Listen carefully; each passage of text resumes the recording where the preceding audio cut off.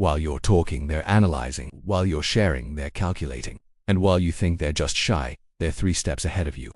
Welcome to the psychology of introverts, where silence isn't weakness, it's a weapon. I'm going to show you 4 psychological tactics introverts use that most people never notice. And if you're an introvert watching this, you already know exactly what I'm talking about. Here's what most people get wrong. They think introverts are quiet because they have nothing to say.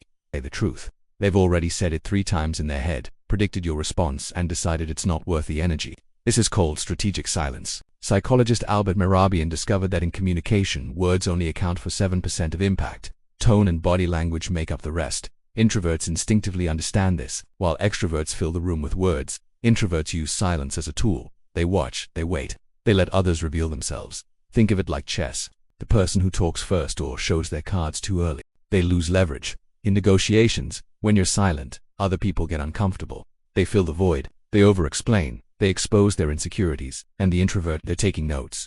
This is tactical patience, and it's why introverts often win arguments without saying a word. But strategic silence is just the surface. What introverts do with the information they gather, that's where it gets dark. Ever noticed how introverts seem to know things about you that you never told them? That's psychological profiling. Harvard research found that introverts have higher activity in their prefrontal cortex, the part responsible for analysis and prediction. Translation. While you're living in the moment, they're building a psychological database on everyone in the room. They notice how your story changes depending on who's listening. The micro-expressions when you're lying, who you look at when you laugh, the topics you avoid, and they don't just collect this information, they use it. In business, this makes them exceptional negotiators. They know your pressure points before you open your mouth. In relationships, they can predict your reactions weeks in advance.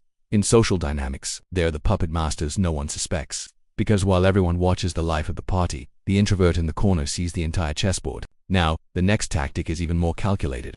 It's how introverts make you trust them without ever trusting you back. And if you're an introvert, you've definitely used this one.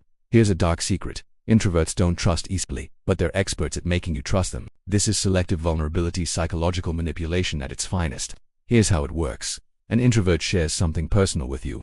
Not everything's just enough to make you feel special, chosen. And what do? You open up, you share your secrets, your insecurities, your fears. But the trade isn't equal. They gave you a carefully curated piece of information, probably something they've shared before. You just gave them ammunition. Robert Cialdini calls this the reciprocity principle. When someone shares with you, you feel psychologically obligated to share back. Introverts weaponize this. They build deep connections without ever truly being vulnerable. They make you feel seen while remaining invisible. They know your weaknesses while hiding their own, and the scariest part, you thank them for being such a good listener. But there's one tactic more powerful than all of these combined. It's called strategic invisibility, and it's the reason introverts win without anyone realizing there was even a game. The most dangerous person in the room isn't the one everyone's watching, it's the one nobody notices. While extroverts fight for attention and recognition, introverts operate in the shadows. They build alliances quietly. They influence decisions without being in the spotlight. They let others take credit while they accumulate actual power. Bill Gates, Warren Buffett, Mark Zuckerberg, all introverts, all strategically invisible until they weren't. In social situations, while everyone fights for the spotlight, the introvert identifies the key players and approaches them when there's no competition. They don't compete for attention, they make sure the right people notice them at the right time. That's not social anxiety, that's strategy. Now, here's what you need to understand. Everything I just described can be used for good or manipulation, for protection or control. The same observation skills that make an introvert dangerous also make them exceptional therapists, counselors, and friends. The same strategic silence that can intimidate can also give others space to be heard. The same selective vulnerability that can manipulate can also build genuine intimacy. The dark psychology of introverts isn't inherently evil, it's powerful.